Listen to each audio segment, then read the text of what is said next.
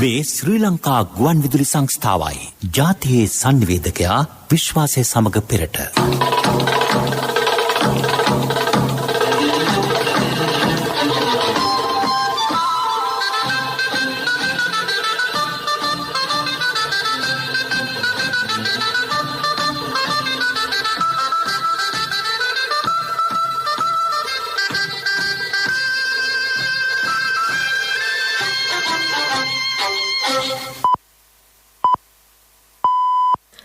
දොළහයි 45 මේ ශ්‍රී ලංකා ගුවන් විදුලි සංස්ථාවයි. මෙන්න ප්‍රවෘත්ති සංස්කරණය මොහන් පෙරේරා ප්‍රකාශය ඉනූෂා වීබැද්ද. පාසල් ලබන සඳුදා සිට විවෘතයි. බස්නාහිර පාසල් විවෘත කිරීමට සෞඛ්‍ය අනුමැතිය බලාපොරොත්තුවෙන්. පාස්කු සිද්ධියේදී චෝදනාවට ලක් වූ සීලු දෙනා සිටින්නේ විපක්ෂ නායකයා සමග බවට ප්‍රකාශයක්. ප්‍රජා අයිතිය අහෝසි කෙරෙන කොමිෂන් සභා පිළිබඳව අනාවරණයක්. රියනතුරක් සිදු කළ පාටලීට එරෙහි නඩුව මැයි 31 වෙනිදා විභාගයට. රටවල් 5ක යෝජනාවක් අද ජගත් මානව හිමිකම් කවුන්සිලයට. කොවිඩ් එන්නත 7 ලක්ෂයකට වැඩි පිරිසකට එන්නත් කර අවසන්. උමා ඔයාගතීට පත්තුවන්ගේ ගැටලු විසඳීමට පියවර. කොවිඩ් හේතුවෙන් නැති වූ කම්පන නිසා අප්‍රිකානු කලාපයේ කාන්තාවන් පීඩාවට. බංග්ලාදේශ ක්‍රිකට් පිළ ලබන මාස 12 වෙනිදා ශ්‍රී ලංකාවට. දිවයින පුරා පාසල්වල සියලු ශ්‍රේණී ලබන සඳුදා ආරම්භ කිරීමට සූදානම් බව ඇමති මහාචාර්ය ජී.එල්. පීරිස් මහතා පවසයි. කොළඹ ගම්පහ කළුතර දිස්ත්‍රික්කවල පාසල්ද ආරම්භ කිරීමට සූදානම්ය. එහෙත් ඒ පිළිබඳ අවසන් තීරණය සෞඛ්‍ය අංශ සතුය. ඒ සඳහා සෞඛ්‍ය අධ්‍යක්ෂ ජනරාල්වරයාගේ අනුමැතිය ඉල්ලා තිබේ. ඉදිරි දින 2 තුළ එම අනුමැතිය බලාපොරොත්තු වන බව ඇමතිවරයා කියා සිටී. කොළඹ අද පැවති ශ්‍රී ලංකා පොදු ජන පෙරමුණේ ප්‍රවෘත්ති සාකච්ඡාවකට එක්වෙමින් ඇමතිවරයා මේ බව කීවේය. මෙහිදී පාස්කු කොමිසම සම්බන්ධයෙන් අදහස් දැක් වූ අමාත්‍යවරයා කොමිෂන් සභාවේ කාර්යභාරය පිළිබඳ පැහැදිලි අවබෝධයකින් කටයුතු කළ යුතුයි. කොමිෂන් සභාව කියන්නේ උසාවියක් නෙවෙයි. අවල් පුද්ගලයන් වරදකරුවෝ කියලා අවසාන නිගමනයකට පැමිණිලා ඒ පුද්ගලයන්ට දඬුවම් දීමට කිසිසේත් කොමිෂන් සභාවකට බලයක් නැහැ. කොමිෂන් සභාවක විෂය පටය තුළ තමයි මේ කොමිෂන් සභාව කටයුතු කළ යුත්තේ. උසාවියක් නෙවෙයි. දඬුවම් දෙන්න පුළුවන් කමක් නැහැ. ඒ වගේම පොලිසියේ කාර්යභාරය කිසිසේත් කොමිෂන් සභාවට කරන්න පුළුවන් කමක් නැහැ. නීතිමය බලයක් නැහැ. ඒ විතරක් නෙවෙයි යන්ත්‍රණයක් නැහැ. දැන් CID එකට TID එකට විමර්ශන පැවැත්වීම සඳහා බොහොම ශක්තිමත් යන්ත්‍රණයක් තියෙනවා. ඒ විදිහේ මෙවලමක යන්ත්‍රණය කිසිත් කොමිෂන් සභාවකට නැහැ. කොමිෂන් සභාව තියෙන්නේ සිද්ධිමය කරුණු සොයා ගැනීමට. වර්තමානයේ විපක්ෂයේ සිට කෑගසන අය ඔවුන්ගේ ආණ්ඩුවක් තිබූ අවදියේ ජාතික ආරක්ෂාව පිළිබඳව සැලකිලිමත් නොවුණු නිසා පාස්කු ප්‍රහාරය එල්ල වූ බව රාජ්‍ය අමාත්‍ය නිමල් ලංසා මහතා පවසයි. එවක ඇතැම් අමතිවරුන් මාධ්‍ය සාකච්ඡා පවත්වමින් එම ප්‍රහාරය හාස්‍යයට ලක් කළ අවස්ථාවද පැවති බව ඔහු පෙන්වා දුන්නේය. මෙවැනි අයට පාස්කු වාර්තාව පිළිබඳව කතා කිරීමේ සදාචාරාත්මක අයිතියක් නොමැත. ප්‍රහාරයෙන් පසු ජනතාවගේ ප්‍රමුඛ ඉල්ලීම වූයේ ජාතික ආරක්ෂාව තහවුරු කර දෙන ලෙසයි. එය අද ඉටුකොට ඇතැයි රාජ්‍ය ඇමතිවරයා ගම්පොළ ඊයේ පැවති වැඩසටහනට එක්වෙමින් පැවසීය. ඊයේ කළු ඉරිදා ලෙස ප්‍රකාශ කොට සිදු කළේ දේශපාලන කාර්යයක් නොවේ. එය පාස්කු ප්‍රහාරයෙන් මියගිය අහිංසක ජනතාවට සාධාරණේ ඉටු කර ගැනීම සඳහා පැවැත් වූ සාමකාමී විරෝධතාවක් බව ලංසා මහතා පවසයි. පාස්කු සිද්ධිය සම්බන්ධයෙන් කතෝලික ජනතාව චෝදනා එල්ල කරන සියලු දේශපාලඥයන් සිටින්නේ විපක්ෂ නායක සජිත් ප්‍රේමදාස මහතා සමග බව ඔහු පවසයි. මාවනැල්ල හා වනාතවිල්ලුව සිද්ධිවලදී ඒවා යට ගැසීමට උත්සාහ කළ පිරිස් සිටින්නේද විපක්ෂ නායකවරයා සමගය. ප්‍රහාරයක් එල්ලවන බවට 39 වතාවක් තොරතුරු ලැබී තිබුණි. එහෙත් එය වළක්වා ගැනීමට යහපාලන රජයට නොහැකි විය. මෙම ගැටලුවේදී කිසිවෙකු ආරක්ෂා නොකරන බවත් ඊට සම්බන්ධ සියලු දෙනාට දඬුවම් ලබා දෙන බවත් ජනාධිපතිතුමා පවසා තිබේ. පාස්කු ප්‍රහාරයට සම්බන්ධ ප්‍රධාන සැකකරුවන් අත්අඩංගුවටගෙන නීතිමය ක්‍රියාමාර්ග ගත යුතු ඇතැයි රාජ්‍ය ඇමතිවරයා පවසයි. මෙරට ජනාධිපති විමර්ශන කොමිෂන් සභා වර්ග 2ක් තිබෙන බව ජනාධිපති නීති කටයුතු අධ්‍යක්ෂ ජනරාල් නීතිඥ හරිගුප්තා රෝහණ දිහිර මහතා පවසයි. සාමාන්‍ය ජනාධිපති විමර්ශන කොමිෂන් සභාව සහ විශේෂ ජනාධිපති විමර්ශන කොමිෂන් සභාව ඒවා වේ. මින් විශේෂ ජනාධිපති කොමිෂන් සභාව යනු යම්කිසි කරුණක් පිළිබඳව පත්කරනු ලබන විද්වතුන්ගෙන් සමන්විත සභාවකි. එහි විශේෂත්වය වන්නේ එම කොමිෂන් සභාවේ විමර්ශන ඇසුරෙන් කරන නිර්දේශ අනුව ප්‍රජා අයිතියද අහෝසි කිරීමට හැකිවීමයි. ජාතික ගුවන්විදුලියේ සුභාරතී සංවාද මණ්ඩපයට එක්වෙමින් ඔහු මේ බව කීවේය.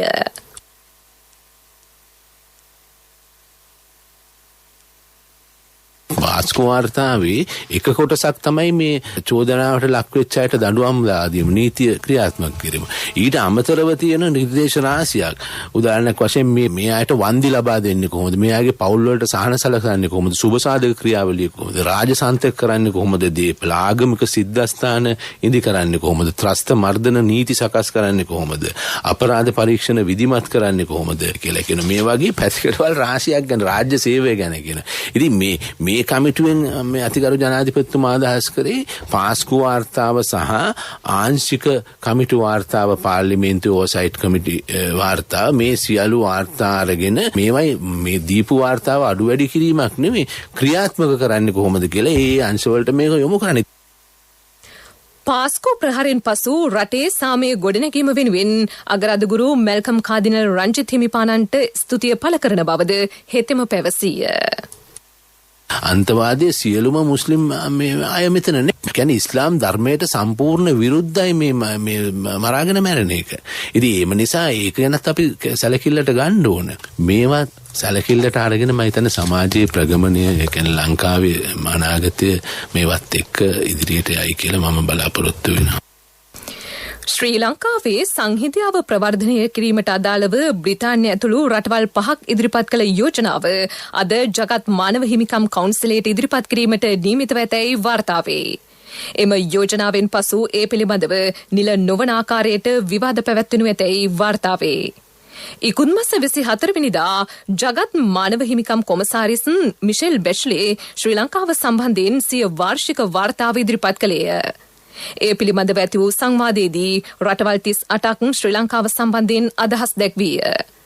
ඉන් රටවල් 21ක් අවසන් ඡන්ද විමසීමේදී ශ්‍රී ලංකාවට පක්ෂපාතීත්වය පෙන්විය. චීනය, පාකිස්තානය, ඉරානය, සිරියාව, රුසියාව, උතුරු කොරියාව, පිලිපීනය ඇතුළු තවත් රටවල් එහිදී ශ්‍රී ලංකාවට පක්ෂව එක්විය. මෙහිදී කිසිදු බටහිර රටක් ශ්‍රී ලංකාව වෙනුවෙන් පෙනී නොසිටියේය. ඉන්දියාව සහ ජපානය මධ්‍යස්ථ ස්වභාවයක් අනුගමනය කළේය. අද ඉදිරිපත් කරන යෝජනාව පිළිබඳව ඡන්ද විමසීම ලබන සතියේදී පැවැත්වෙනු ඇතැයි විශ්වාස කෙරේ. ජගත් මානව හිමිකම් කවුන්සිලය ප්‍රකාශයට පත් කරන වාර්තාව අනුව මෙරට සංහිඳියාව වගවීම සහ මානව හිමිකම් ප්‍රවර්ධනය කිරීමට යෝජනාවක් ඉදිරිපත් කරන බව බ්‍රිතාන්‍ය, කැනඩාව, ජර්මනිය ඒකාබද්ධ නිවේදනයක් මගින් ඉකුත් මාසයේදී සඳහන් කළේය. මෙම සැසිවාරය ලබන 23 වෙනිදායින් අවසන් වෙයි. මෙම සැසිවාරය පැවැත්වෙන්නේ වෙබ්න තාක්ෂණය ඔස්සේය. කෙටිකාලීන ආයෝජන මෙන්ම දිගුකාලීන ආයෝජන වලටද රට යොමු වී යුතු බව රාජ්‍ය අමාත්‍ය අජිත් නිවාඩ් කබ්ඩාල් මහතා පවසයි. පසුගිය රජය වසර 5 පුරා කිසිදු ආර්ථිකමය ක්‍රියාවලියක් සිදු නොකළේය.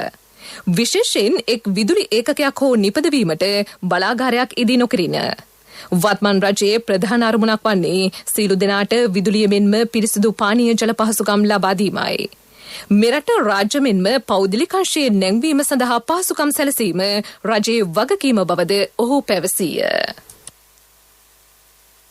අපේ රටේ පෞද්ගලික අංශයේ වැඩ කරන ප්‍රමාණය රජයේ වැඩ කරන ප්‍රමාණයට වඩා බොහොම වැඩි. අපේ රටේ ශ්‍රම බලකායේ මිලියන 7කට කිට්ටු ප්‍රමාණයක් වැඩ කරන්නේ පෞද්ගලික ක්ෂේත්‍රයේ. ඒ කියන්නේ ගොවියෙක් වුණත් පෞද්ගලික ක්ෂේත්‍රයේනේ. දීවරයෙක් නම් පෞද්ගලික ක්ෂේත්‍රයේ. ලොකු කම්පැනි වල ආය පමණක් නෙමෙයි පෞද්ගලික ක්ෂේත්‍රය කියලා කියන්නේ. ඉතින් ඒ ආයත් එක්ක අපි සම්බන්ධව වැඩ කරන්නට ඕනේ. අපි ඒ ආයත උදව් කරන්නට ඕනේ. වැඩ කටයුතු කර ගැනීමට, Tamanගේ ව්‍යාපාර කර ගැනීමට අපි උදව් නොකරුවොත් ඒ ආය අසාර්ථක වුණොත් මුළු රටම අසාර්ථක වෙනවා. අපේ රටේ බහැරව වැඩ කරන තවත් කට්ටියක් ඉන්නවා ලක්ෂ 18ක පමණ. ඉතින් ඒ හැමෝම අපේ රටේ ජනතාව. ඉතින් ඒ හැමෝත් එක්කම එකට වැඩ කරලා ඒ හැමෝටම ශක්තිය ලබා දීලා Tamanගේ ව්‍යාපාර කරගෙන යාමට අපේ ප්‍රතිපත්තිය යන්නේ ඒකයි. ඒ නිසා තමයි අපි මේ සියලු දෙනාත් එක්කම එකමුතු වෙලා වැඩ කරන්නේ. ඒකාබද්ධව වැඩ කරන්නේ. එහෙම කිරුවොත් තමයි රටේ සාර්ථකත්වය තහවුරු වෙන්නේ.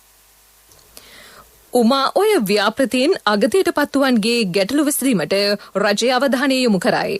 ප්‍රධානම ගැටලුව වන්නේ බණ්ඩාරවෙල ප්‍රදේශයට බලපෑ ඇති පානීය ජල ගැටලුවයි. එමෙන්ම ඇතැම් නිවාස ඉරිතැලීමට ලක් වී ඇත. මේ සම්බන්ධයෙන් ගත යුතු ඉදිරි ක්‍රියාමාර්ග සහ මෙතෙක් නොවිසඳුණු ගැටලුව සම්බන්ධයෙන් විශේෂ සාකච්ඡාවක් ඉකුද්දා බණ්ඩාරවෙල ප්‍රාදේශීය ලේකම් කාර්යාලයේදී පැවැත්වුණි. බදුල්ල දිස්ත්‍රික් ලේකම් දමයන්ති පරණගම මහත්මිය එහි ප්‍රධානත්වය දැරුවාය. මෙම ව්‍යාපෘතිය මගින් ජල මහා දෙකන්නේට ජලය සැපේන අතර මෙගාවොට් 120කට වැඩි විදුලි බල සැපයුමක්ද ජාතික පද්ධතියට එක් කෙරෙයි. ව්‍යාපෘතිය සම්බන්ධයෙන් අලුතින් හඳුනාගෙන ඇති නිවාසහානි නැවත තක්සේරු කර ඉදිරිපත් කිරීමට බණ්ඩාරවෙල ප්‍රාදේශීය ලේකම් KBMS අබේකොන් මහතා වෙත උපදෙස් ලබා දී තිබේ. මේ ප්‍රවෘත්ති ශ්‍රී ලංකා ගුවන් විදුලි සංස්ථාවෙන්.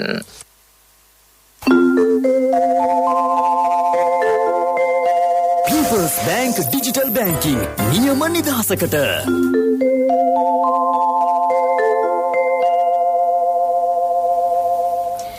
මේ වන විට 7,20,000කට කොවිඩ් එන්නත ලබා දී ඇතැයි සෞඛ්‍ය සේවා අධ්‍යක්ෂ ජනරාල් වෛද්‍ය අසේල ගුණවර්ධන මහතා පවසයි. ඊයේ ලැබුණු ලක්ෂ 2.5කට වැඩි එන්නත්ද ඉදිරි දිනවලදී ජනතාවට ලබා දෙන බව ඔහු අද පැවති වැඩසටහනකදී පැවසීය. මහජන නියෝජිතයන් ක්‍රියාත්මක කළ යුතු කාර්යයන් නිලධාරීන් සිදු කිරීමට උත්සාහ කිරීමේදී අසාර්ථක වීම් දැකිය හැකි බව රාජ්‍ය අමාත්‍ය රොෂාන් රණසිංහ මහතා පවසයි. අස්ගිරි හා මල්වතු පාර්ශවයේ මහානායක ස්වාමින් වහන්සේ බැහැදැකීමෙන් පසු පළාත් සභා පිළිබඳව මාධ්‍ය වෙත අදහස් දැක්වූ රණසිංහ මහතා. මැතිවරණය ඉදිරි ව්‍යවස්ථා සංශෝධනයක් ගෙනල්ලා පළාත් සභාවට මොන ක්‍රමේ කරනවද කියන එක වෙනම කතාවක්. හැබැයි මැතිවරණයක් මේ කොවිඩ් අවසාන වෙනකොට ගේන්න එදා යහපාලන ආණ්ඩුවේ පළාත් සභා මැතිවරණය කල් දැම්මේ යහපාලන ආණ්ඩුවෙන් මැතිවරණ වලට බයි. නිසා අන්නේ යහපාලන ආණ්ඩුවෙන් නවත්තපු මැතිවරණ ගෙනල්ලා ජනතාවට ඒ අයිතිය අරගෙන දෙන්න කටයුතු කරන්න අපි ක්‍රියා කරනවා. ඒ සඳහා ජනාධිපතිතුමා අගමැතිතුමා රජයක් විදියට අපි එකට එකතු වෙලා සාමූහික තීන්දුවක් ගන්න බලාපොරොත්තු. 2016 වසරේදී රාජකීය ප්‍රදේශයේ රියානුතුරක් කොට තරුණයෙකු ආබාධ තත්වයකට පත්කිරීම සම්බන්ධයෙන් හිටපු අමාත්‍ය පාටලී චම්පික රණවක ඇතුළු පිරිසකට එරෙහිව ගොනු කර ඇති නඩුව මැයි 31 වෙනිදා විභාගයට ගැනේ. නීතිපතිවරයා විසින් ඔවුන්ට එරෙහිව කොළඹ මහාධිකරණයේ නඩු පවරනු ලැබ ඇත. කොරෝනා මරණ බුහුමදානය කිරීම සඳහා ඉරණතිව් වෙනුවට මඩකලපුව ඔට්ටාමාවඩි ප්‍රදේශයේ ස්තෝරා ගැනීම සම්බන්ධයෙන් ධීවර ඇමති ඩග්ලස් දේවානන්දා මහතා සිය එකඟතාව පළ කරයි. රටේ ආර්ථිකයට විශාල දායකත්වයක් සැපේන ඉරණතිව් වැනි දූපත් රැක ගැනීම රජයක් ලෙස සියලු දෙනාගේ වගකීමක් බව ඇමතිවරයා සඳහන් කරයි. වැල්ලවත් මුහුදු මාවතේදී දෙදෙනෙකුට මරු කැඳවමින් තවත් අයෙකුට තුවාල සිදු කරමින් මෝටර රථය පැදවූ බීමත් හෝටල් කළමනාකරු ඇතුළු තිදෙනෙකු ලබන 17 වෙනිදා දක්වා රක්ෂිත බන්ධනාගාරගත කෙරෙයි. ඔවුන්ව ඊයේ පස්වරුවේ ගල්කිස්ස වැඩබලන මහේස්ත්‍රාත් හමුවට ඉදිරිපත් කෙරුණි.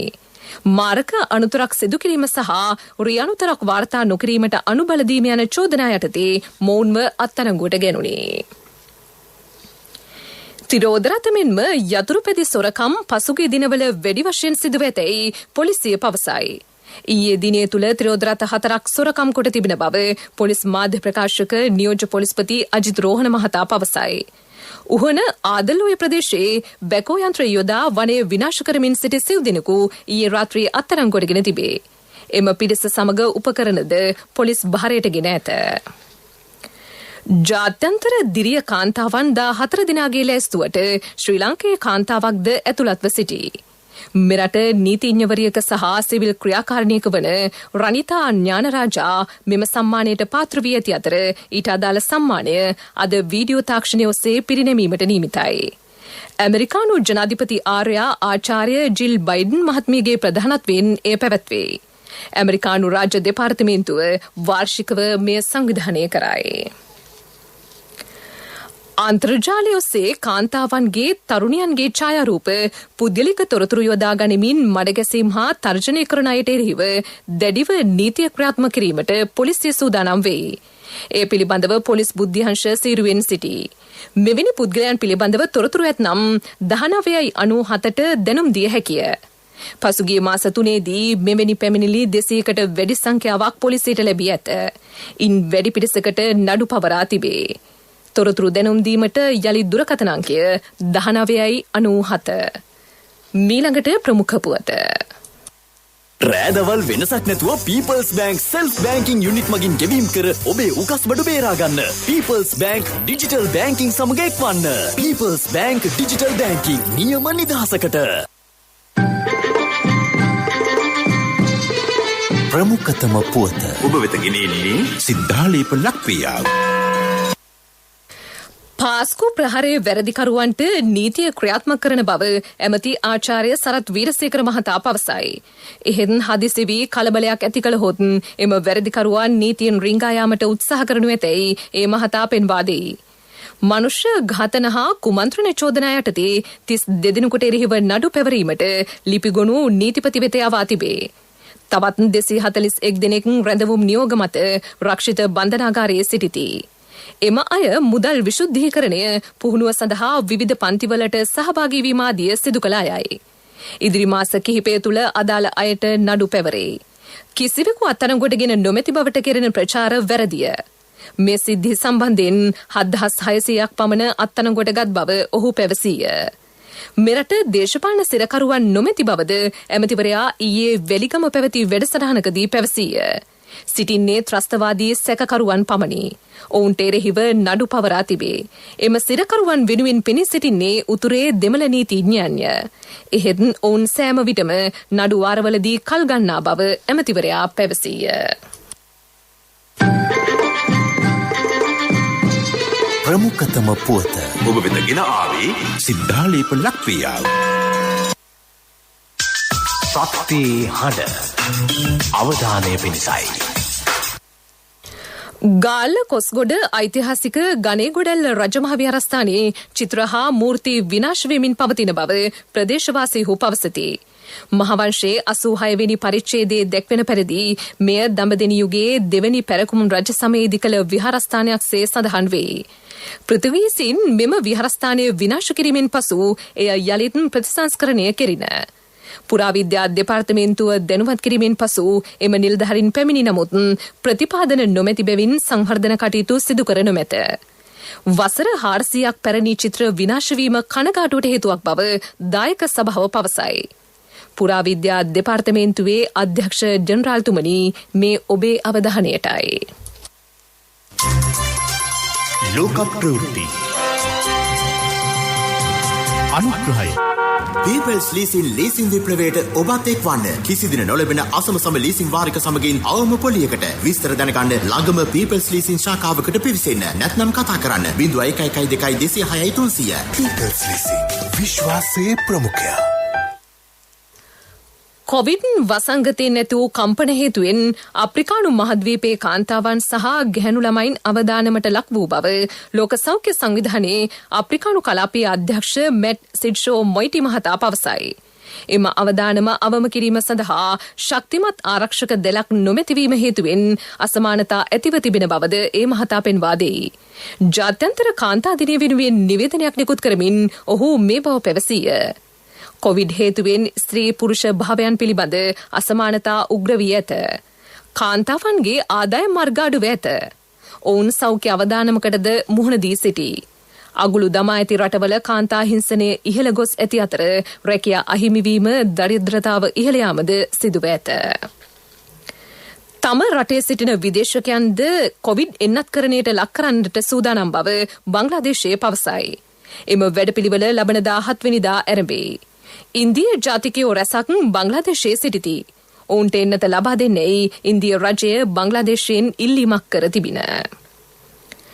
පසුගිය දශක කිහිපයේදී කාන්තාවන් ගෘහස්ත කටයුතුවලදී කළ ක්‍රියාකාරකම්වල වටිනාකම තක්සේරු කිරීම සඳහා විවිධ නිර්ණායක යොදාගෙන ඇතැයි ජාත්‍යන්තර වාර්තාවක් පෙන්වා දෙයි. එහිදී පවුල වෙනුවෙන් කළ සත්කාරක කටයුතු සහ ඉන් බාහිර රැකියා ස්ථානයන්හි කළ සේවාවන් ඇගීමට ලක් කර තිබේ. එම සේවා කටයුතු ඇතැම් සංවර්ධනය වෙමින් පවතින රටවල සමස්ත දළදේශීය නිෂ්පාදිතයේ වටිනාකම 20% සිට 80% දක්වා ඉහළ නංවා ඇතැයි ගණන් බලා තිබේ. කාන්තාව සවිබල ගැන්වීම මගින් සමාජයට හා ආර්ථිකයට ප්‍රමාණවත් දායකත්වයක් ලබාගත හැකි බව එහි වැඩිදුරටත් සඳහන් වේ. People's Leasing ලීසින් විප්ලවයට ඔබත් එක්වන්න. කිසිදින නොලැබෙන අසමසම ලීසින් වාරික සමගින් අවම පොලියකට. විස්තර දැනගන්න ළඟම People's Leasing ශාඛාවකට පිවිසෙන්න. නැත්නම් කතා කරන්න 0112 206 300. People's Leasing විශ්වාසයේ ප්‍රමුඛයා. පෙරසර සංවර්ධනයක පුවත් සම්පින්ඩනය සංවර්ධන පුවත් ඔබ වෙත ගෙනෙන්නේ CIB අවුරුදු සමගින් මාර්තු 1 වෙනිදා සිට මාර්තු 15 දක්වා සෑම බිල් පතකටම වටිනා තෑගි අපේම තැනකින් අපේම දෙයක් CIB සංවර්ධනයට මාවතක් ඇසි දිසි සංවර්ධන පෙරමග අලුත් යුගයක දෙන්නකින් අපිම නැගිටිමු එකම දෙයකට හිස නමා අපිම නැගිටිමු. කාන්තා දිනය කාන්තා අයිතීන් නොව ඔවුන්ගේ ශ්‍රමය දැනුම භාවිතය කැපවීම සුන්දරත්වය මේ සියල්ලක්ම එළිදැක්වෙන ප්‍රාසංගික දිනයක් වනු දැක්ම කාන්තාවන්ගේ අපේක්ෂාවයි. කාන්තාව පිළිබඳ විවිධ නිර්වචන හා පැහැදිලි කිරීම බහුල මේ දිනය තුළ සමාජ විද්‍යාව හා මානව විද්‍යාව කාන්තාව පිළිබඳව සිදු කරන විග්‍රහයන්ද අප්‍රමාණයි. මේ මහාචාර්ය අජන්තා හපුආරච්චි මහත්මිය වර්තමානයේ කාන්තාවන්ගේ සමුදායකත්වයේ පිළිබඳව කතා කරනකොට ශ්‍රී ලංකාවේ අද සතුරුදායක තත්ත්වයකට පත් වෙන්න පුළුවන්. මොකද ශ්‍රම බලකායෙන් බරපතල කොටසක් කරගහලා ඉන්නේ කාන්තාව කියලා කිව්වොත් ඒක වැරදි නෑ. ඒතර වෙලාම ශ්‍රම බලකාය හැටියට කාන්තාව අනියුක්ත වෙන්නේ කර්මාන්ත ශාලාවල ඔය වීවිං වගේ වියන ගොතන ඒ වගේ දේවල් වලට. ලංකාවේ දැන් වැගලුම් කර්මාන්ත ශාලාවල ඊට පස්සේ නර්සිං වගේ සේවාවල ඊළඟට වෘත්තීය වශයෙන් ගුරුවරියන් වශයෙන් ජීව විද්‍යාත්මක කාරණාව මත තමයි මේ කාන්තාවන්ට මේ විදිහට මේ වගේ රැකියාවන් පිළිබඳව අතීතයේ ඉඳලා වර්තමානයේ දක්වාම ඒ පෙළ ගැසීමක් තියෙන්නේ. අද වර්තමානයේ ලංකාවේ බිස්නස් ලෝකේ හරි අඩක් වගේ අල්ලගෙන ඉන්නේ කාන්තාවෝ. ඒ නිසා ලෝකයට රට ගෙනියන්න ඇත්තටම කාන්තාව ශුද්ධ මට්ටමේ ඉඳලා මහා පරිමාණ මට්ටමට දායකත්වයක් දක්වනවා. කර්මාන්ත විතරක් නෙමෙයි හැම ශේෂ්ත්‍රයකම සමුදායකත්වයේ අතින්. කාන්තාවගේ දක්ෂතාවයක් තියෙනවා නම් මේ රටේ ඒ දක්ෂතාවය ශ්‍රම බලකායට බුද්ධිමය පක්ෂයට ප්‍රතිපත්ති තීරණ ගැනීම වලට කියන හැම ශේෂ්ත්‍රයකටම යොමු කිරීමේ හැකියාව ඇයට තියෙනවා. ඒ වගේම ඇය ඒ තුල ඉන්නවයි කියන කාරණාවත් මතක් කරන්න ඕනේ. අලුත් යුගයක දෙන්නකින් අපිම නැගිටිමු එකම දෙයකට හිස නමා අපිම නැගිටිමු. සංවර්ධනයට මාවතක් ඇසි දිසි සංවර්ධන පෙරමග පෙරසර සංවර්ධනයක පුවත් සම්පින්ඩනය සංවර්ධන පුවත් ඔබ වෙත ගෙනාවේ CIB අවුරුදු සමගින් මාර්තු 1 වෙනිදා සිට මාර්තු 15 දක්වා සෑම බිල් පතකටම වටිනා තෑගි අපේම තැනකින් අපේම දෙයක් CIB. ක්‍රීඩා පුවත් ශ්‍රී ලංකාව සහ බටහිර ඉන්දිය කොදෙව් කණ්ඩායම අතර පැවති තුන්වනේවත් අවසන් පන්දුවාර 20 තරගෙන් බටහිර ඉන්දිය කොදෙව් පිළට කඩලු 3ක ජයක් හිමි විය. ඒ අනුව තරඟාවලිය 2-1 ලෙස ඔවුන් ජයගත්තය. ජයග්‍රහණය සඳහා කොදෙව් පිළට ලකුණු 132ක ඉලක්කයක් එල්ල විය. පන්දුවාර 19කදී කඩලු 7කට ලකුණු 134ක් රැස් කරමින් ඔවුහු තරඟයේ ජයගත්හ. ෆැබියන් ඇලන් තරගේ වීරයාද වෙමින් කොදෙව්පිලේ ජයග්‍රහණය සඳහා කැපවිය. ලකුණු 13කට එක් කඩුලක් බිඳ හෙළූ ඔහු පිතිකරුවෙකු ලෙස අවසන් මොහොතේ පන්දු 6කදී නොදැවී ලකුණු 21ක් රැස් කළේය. 6 පහර 3ක් ඊට ඇතුළත් විය. මෙම තරගේ ජයගත්තේ නම් ශ්‍රී ලංකා කණ්ඩායම වසර 2019න් පසු 20 තරගාවලියක් ජයගන්නා ප්‍රථම අවස්ථාව වීමටද නියමිතව තිබින. බංග්ලාදේශ ක්‍රිකට් පිළ ලබන මස 12 වෙනිදා ශ්‍රී ලංකාවට පැමිණේ. මෙම සංචාරය පසුගිය වසරේ සැප්තැම්බර් මාසයේදී ක්‍රියාත්මක කිරීමට නියමිතව තිබුණත් ශ්‍රී ලංකාවේ දැඩි කොරෝනා නීති හේතුවෙන් එම සංචාරයෙන් ඉවත් වීමට බංග්ලාදේශය ක්‍රියා කළේය. මෙවර දින 6කට ආසන්න කාලයක් නිරෝධායන වීමේ හැකියාව පවතී. ටෙස්ට් තරඟ 2ක් තරඟාවලියට ඇතුළත් වන අතර එම තරඟ කොළඹ එකම ක්‍රීඩාංගණයකදී පැවැත්වේ. මෙම තරඟාවලියෙන් පසු ශ්‍රී ලංකා පිළ බංග්ලාදේශයේ එක්දින තරඟාවලියක් සඳහා පිටත්ව යාමට නියමිතව ඇත. රෝඩ් සේෆ්ටි වර්ල්ඩ් සීරීස් තරඟමාලාව මේ දිනවල ඉන්දියාවේ රායිපුරහිදී පැවැත්වේ. ලෝක ක්‍රිකට් ක්ෂේත්‍රයේ හිටපු ප්‍රවීණයෝ ඊට ක්‍රීඩා කරති. මේ වන විට තරගාවලියේ ඉදිරියෙන් සිටින්නේ ඉන්දිය ලෙජන්ඩ්ස් කණ්ඩායමයි.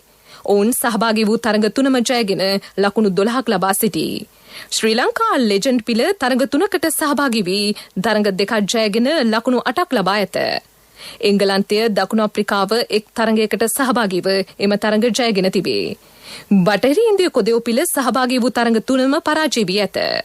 එමෙන්ම බංග්ලාදේශ පිළිද මේ දක්වා සහභාගී වූ තරග 2ම පරාජය වී තිබේ. ව්‍යාපාරික පුවත් ඔබ වෙත ගෙන එන්නේ 2021 වසරේ පළමු ශ්‍රේණියට ඇතුළු වන පුංචි හපනුන්ට ජාතික ඉදිරි කිරීමේ බැංකුවේ හපන් ගිණුමෙන් රුපියල් 1000ක තැන්පතුවක්. ඔබේ මුදලට සුරක්ෂිතම ස්ථානය ජාතික ඉදිරි කිරීමේ බැංකුව.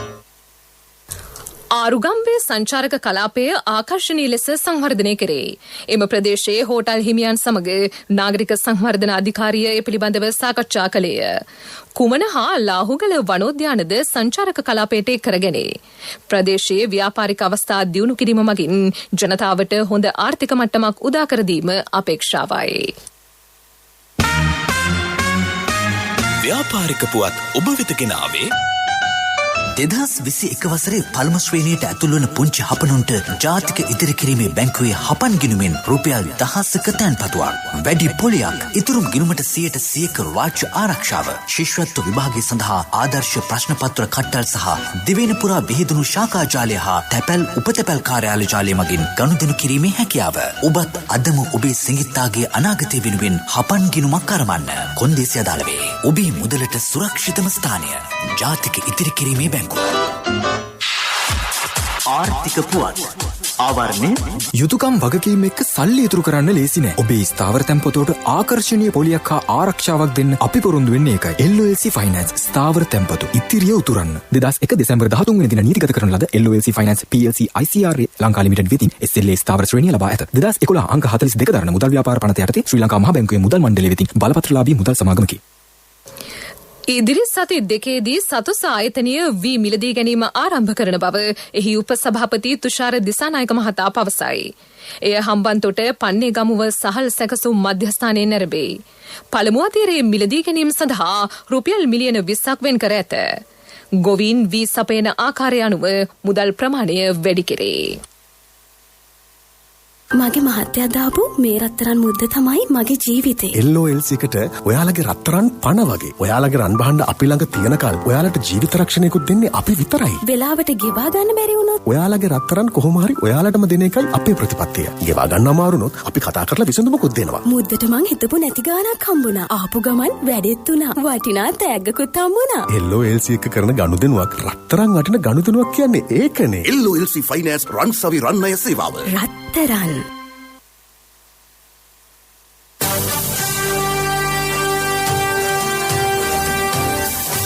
කාලගුණ වාර්තාව. දිවයිනේ බොහෝ ප්‍රදේශවල තැනින් තැන වැසි හෝ ගිගුරුම් සහිත වැසි ඇතිවන බව කාලගුණ විද්‍යා දෙපාර්තමේන්තුව නිවේදනය කරයි. මධ්‍යම සබරගමුව දකුණ වයිඹ සහ බස්නාහිර පළාත්වල ඇතැම් ස්ථානවලට මිලිමීටර් 75ට වැඩි තරමක තද වැසිද ඇතිවේ. ගිගුරුම් සහිත වැසි සමග ඇතිවිය හැකි తాවකාලික තද සුළං වලින් සහ අකුණු මගින් සිදුවන අනතුරු අවම කර ගැනීමට අවශ්‍ය පියවර ගන්නා ලෙස ජනතාවගෙන් ඉල්ලීමක් කෙරේ. අපගේ මෙම ප්‍රවෘත්ති ප්‍රකාශය www.slbcnews.lk වෙබ් අඩවිය ඔස්සේද සවන් දිය හැකිය. ප්‍රවෘත්ති අවසන් කිරීමට පෙර යලි සිරස්තල. පාසල් ලබන සඳුදා සිට විවෘතයි. බස්නාහිර පාසල් විවෘත කිරීමට සෞඛ්‍ය අනුමැතිය බලාපොරොත්තුවෙන්. පාස්කු සිද්ධියේදී චෝදනාවට ලක් වූ සියලු දෙනා සිටින්නේ විපක්ෂ නායකවරයා සමග බවට ප්‍රකාශයක්. ප්‍රජා අයිතිය අහෝසි කරන කොමිෂන් සභා පිළිබඳව අනාවරණයක්. රියනුතුරක් සිදු කළ පාටලීට එරෙහි නඩුව මේ 31 වෙනිදා විභාගයට. රටවල් 5ක යෝජනාවක් අද ජගත් මානව හිමිකම් කවුන්සිලයට. කොවිඩ් එන්නත 7 ලක්ෂයකට වැඩි පිරිසකට එන්නත් කර අවසන්. උමා ඔය අගතියට පත්වුවන්ගේ ගැටලු විසඳීමට පීවර. කොවිඩ් හේතුවෙන් නැති වූ කම්පන නිසා අප්‍රිකානු කලාපයේ කාන්තාවන් පීඩාවට. බංග්ලාදේශ ක්‍රිකට් පිළ ලබන මස 12 වෙනිදා ශ්‍රී ලංකාවට. ප්‍රවෘත්තිමින් සමාප්තයි මීළඟ ප්‍රධාන ප්‍රවෘත්ති ප්‍රකාශය සවස 6ට.